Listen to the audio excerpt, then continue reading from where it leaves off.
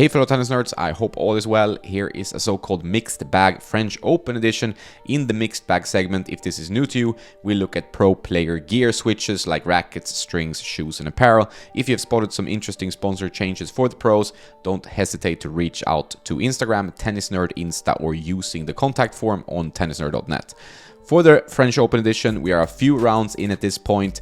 I don't want to talk about my draw predictions since they have gone down the toilet pretty much. Anyway, over to the gear. Luca Pouille has struggled with injuries, depression, mentioned alcoholism in the last few years. Now he's back on the court. Nice to see him. He used to be a top 10 player.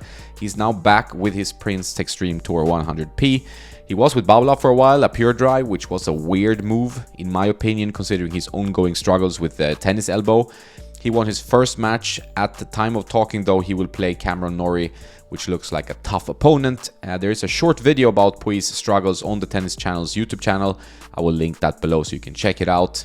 Another Frenchman I have mentioned before is hothead Corentin Moutas' switch from a Wilson Pro Open Pro Stock to a Tecnifibre TF-X1, which is the spin and power racket from Tecnifibre. He still struggles with his non-dominant hand and has to slice or hit most backhands one-handed. It worked for one match, however, I think Andrei Rublev will be a too tough opponent.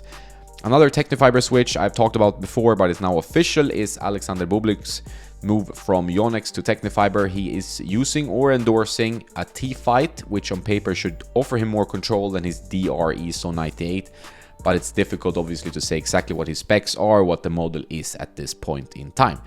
If we look at apparel, the biggest move has been Grigor Dimitrov from 15 years with Nike to Lacoste.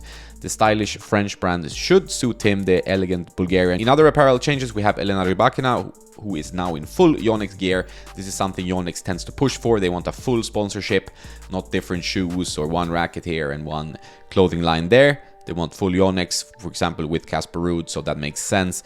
Belinda Bencic has moved to full Asics apparel.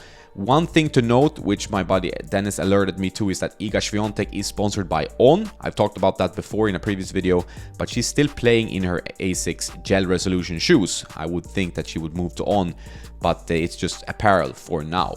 That's all for this mixed bag. I hope you found it interesting. Have a nice day, and don't forget to play some tennis.